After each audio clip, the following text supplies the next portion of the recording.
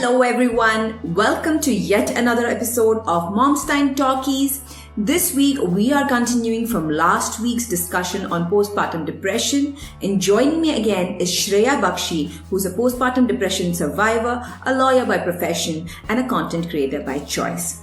Today, we continue with her journey. We are going to discuss the role her family played in her recovery, how the professionals let her down, and her ultimate path to recovery.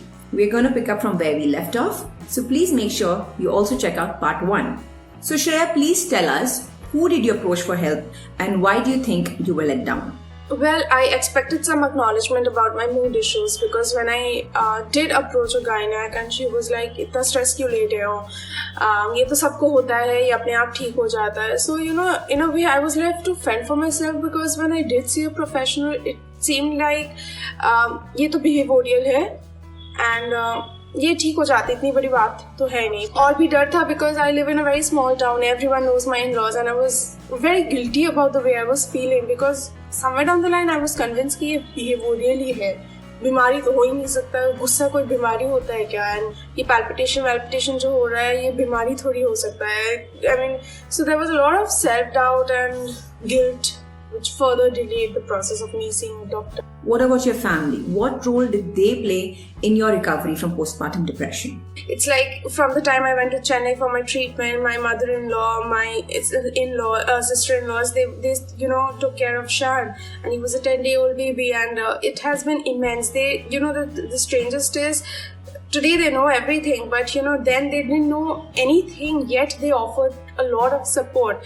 I was never made to feel guilty, or I wasn't ever pressurized. It was never like तुम्हारा गलती है, तुमको बीमारी है and all of that.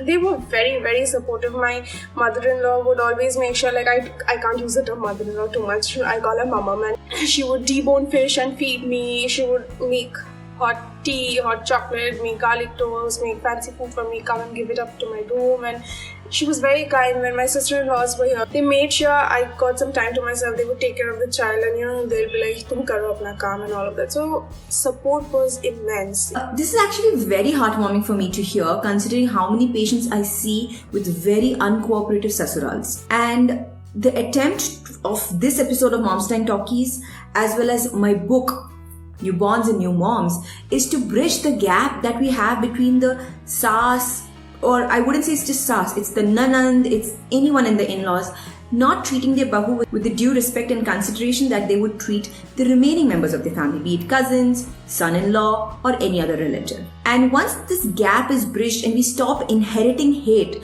like the SAS is inheriting hate from her SAS, who has inherited from her SAS, and so on and so forth. We have to break that cycle.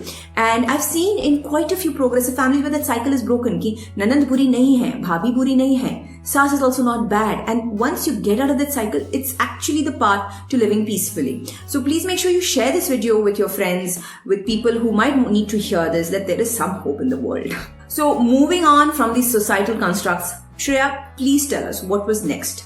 How did you come out of this and what kind of medications were you on? I was put on medication and my doctor would on time to time talk to me, take out time for me, help me get through it. After I started the treatment, everything was easier, but I got a lot of online support, through virtual friends and like-minded people. I did join a support group for postpartum depression. The strangest is there's not even an Indian group even on Facebook, so that kind of makes me realize how less this is known. And I joined a US group, and Meg was the admin there. They didn't add people outside the states, and I asked her to make an exception for me, and she did, and that was a lifesaver because those people had tremendous experience here and they had made a recovery, and it was so helpful, finding that kind of support group where you're not judged. I could go there and tell that I hate being a mother today, everything's so painful, and they'd be like, oh, it's okay, I faced this and things get better. So yeah, the strangest was the time when I recovered and I could talk about it without, tearing up, and I wanted to thank her, which was like 4 months ago. I found out she passed away, so she had a huge role to play. She was like a godsend angel, but she's no more. She has 3 kids. Do you have any words for our audience?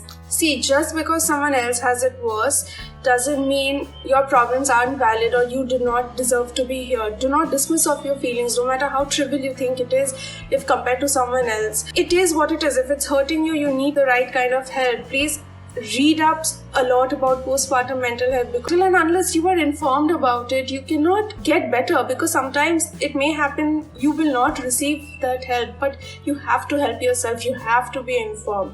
And also you must check out Farah's book on newborns and new moms and newborns. It's really good. Thank you so much, Shreya, for opening up with our audience what you've gone through. Guys, please do follow Shreya. Her handle is @RaisingShan. I have linked it down below. Follow her for tips on mental health. I'll see you next week with another mom on Mom's Time Talkies. Until then, bye-bye.